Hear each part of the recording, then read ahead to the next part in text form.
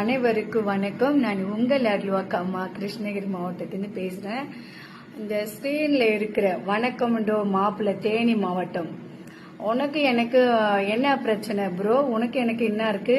நான் கும்பாபிஷேகம் பண்ணி நான் கஷ்டப்பட்டு நான் கண்ணீர் விட்டுருக்கிற சந்தோஷத்துல அந்த வீடியோ நக்கல் பண்ணி ட்ரோல் பண்ண விதமா நீ வீடியோஸ் போட்டிருக்கீங்க.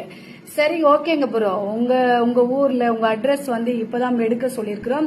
ஆன்லைன்ல கம்ப்ளைண்ட் ரிஜிஸ்டர் பண்றோம். அதுக்கப்புறமே கேஸ் ஃபைல் பண்றோம். நோட்டீஸ் வரும் கூடிய விரைவில் உங்க வீடு தேடி.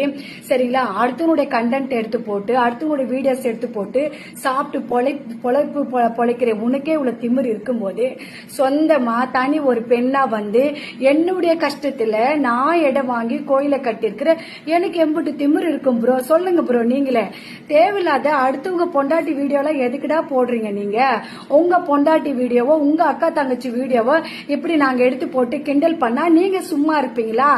எதனா ஒரு வீடியோ கிடைச்சிட்டாக்கா இஷ்டத்துக்கு போட வேண்டியது. நான் ஏதோ பழசா இருக்கும், எதுக்கு சும்மா நம்ம இதெல்லாம் பேசிட்டு அமைதியா நம்ம வேலையை பார்க்கலாம் அப்படின்னு அமைதியா இருந்தேன். பார்த்தா 5 நாளைக்கு முன்னாடி வீடியோஸ் போட்டிருக்கேன்.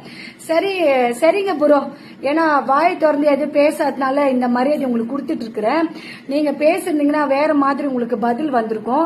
அதனால்தான். சரி, இன்ஸ்டாகிராம்ல என்ன பண்ணிருக்கீங்களோ ஸ்ட்ரைக் பண்ணி அதையும் நாங்க தூக்குறோம். சரிங்களா? உங்க மேல கம்ப்ளைண்ட் ரிஜிஸ்டரும் பண்றோம், கேஸும் ஃபைல் பண்றோம். வாங்க, கூடி விரைவில் கிருஷ்ணகிரிக்கு வாங்க. என்ன நடந்தாதான் உங்களுக்கு அந்த வழி வரது என்னன்னு தெரியும்.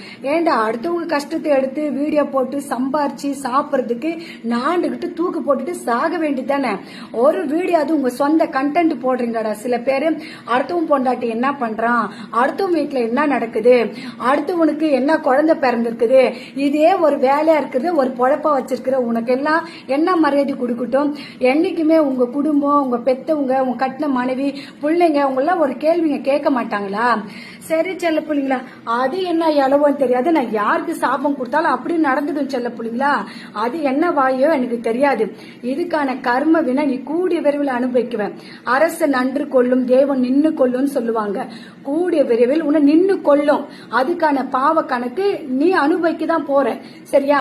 ஒருத்தவங்களை பத்தி எதுவுமே தெரியாது, இஷ்டத்துக்கு ஏதாவது பண்ணி பேச வேண்டியது. அதுல ஒருத்த நுழைவு கட்டணம் பேசு 150 ரூபாய் வாங்குறானா? ஆமாண்டா, அரசியல்வாதிங்க கோடி கணக்குல ஊழல் பண்றானுங்க, கோடி கணக்குல போய் உண்டியில கொட்டுறாங்க. அதெல்லாம் இவன் கண்ணுக்கு சில பேருக்கு தெரியாது. இது பொட்டச்சி கட்டின கோயில் தானே, இஷ்டத்துக்கு கமெண்ட்ஸ் போட வேண்டியதான். சரி செல்ல பிள்ளைங்களா, சில பேருக்கு இவன் யாரும் தெரியாம இருக்குல்ல, அதுக்குதான் அந்த முகரக்கட்டை அப்படியே காமிச்சிருக்கணும். அந்த முகரக்கட்டையை பாத்துக்குங்க. சரி செல்ல பிள்ளைங்களா, அனைவருக்கும் நன்றி, வணக்கம்.